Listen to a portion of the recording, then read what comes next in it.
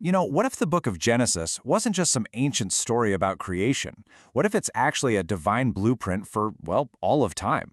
A pattern that lays out the past, the present, and the future, right from the very first word. Okay, let's dive into this and see just how Genesis sets the stage for everything that follows. So here's our game plan. We're going to unpack 5 key patterns hidden inside Genesis. We'll start with the amazing code hidden in the very first word.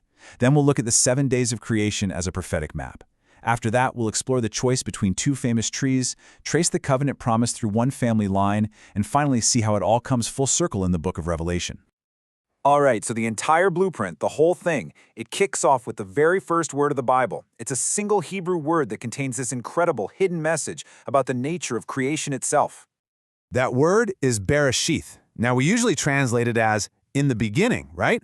But if you break it down, a much deeper meaning starts to emerge. The word has 2 parts, be and reshith.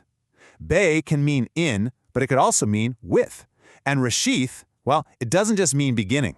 In other parts of Scripture, like Proverbs, it's a word that's directly linked to wisdom. So you could also read the phrase as, with wisdom, God created. And this is where it gets really cool. When you read Bereshith as with wisdom, Genesis 1:1 suddenly creates this perfect mirror to John 1:1. In the beginning was the Word, the divine wisdom, the Logos.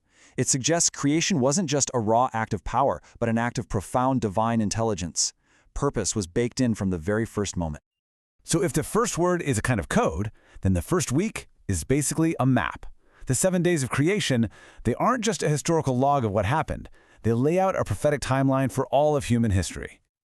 So how do we unlock this map? Well, the key is found right here in Scripture itself. It's this principle that, in prophetic language, a single day can actually represent 1,000 years. Once you have that key, the whole creation week just opens up and transforms into a 7,000-year outline of history. And when you lay it out, the parallels are just incredible. Day 1, let there be light, it maps perfectly to the first 1,000 years, humanity's beginning and the first promise of light after the fall. Day 2, the division of waters, lines up with the judgment of the flood.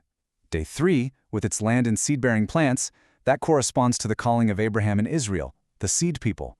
Day 4, the sun, moon, and stars, points right to the arrival of the Messiah, often called the Son of Righteousness. Day 5, life filling the seas and air, reflects the gospel spreading like wildfire across the nations. And that brings us to Day 6, the age of man and beasts, which many believe is our present age, the final era of human kingdoms before the end.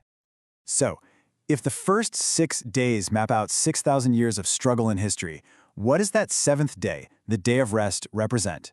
Well, it points to a 7th millennium, a 1,000-year Sabbath rest for the entire world, the messianic kingdom on earth that's talked about in the book of Revelation.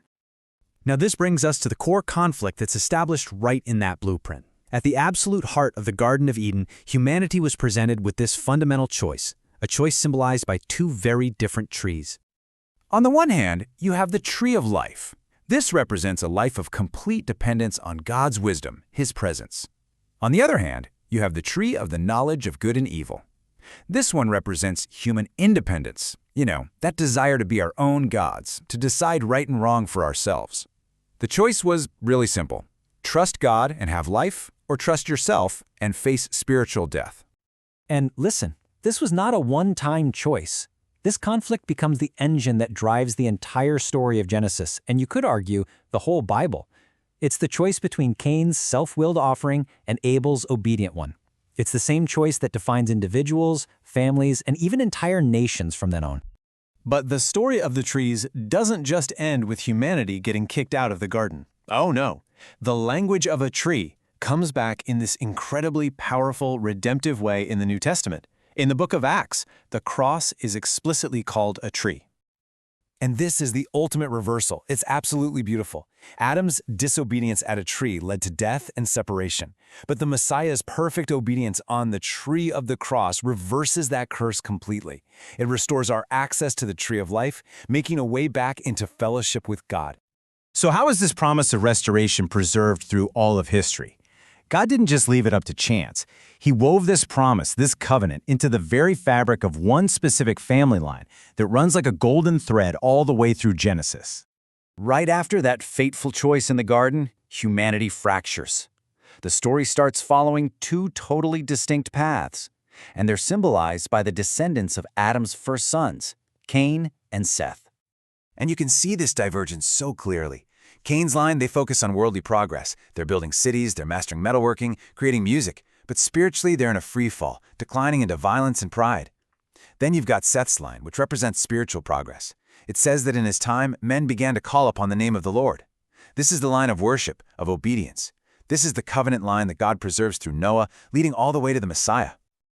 Okay, so let's bring it all home and see how this blueprint builds to its grand conclusion. The patterns, the promises, the conflicts that are laid out in Genesis, they don't just fade away. They find their ultimate, perfect fulfillment in the final book of the Bible. I mean, the Bible is just so perfectly bookended. In Genesis, a garden paradise is lost. In Revelation, a restored garden city comes down from heaven. In Genesis, humanity is kicked out and exiled from the tree of life. In Revelation, the tree of life is offered freely to everyone. A marriage is broken by sin in the beginning, and a divine marriage, the marriage of the Lamb, is celebrated at the end. Everything that was lost in the first blueprint is perfectly restored in the last. So, if the patterns of Genesis really do map out all of history, from the very first day to the very last, it leaves us with one pretty provocative question. Looking at the blueprint, what part of this grand unfolding story are we living in right now?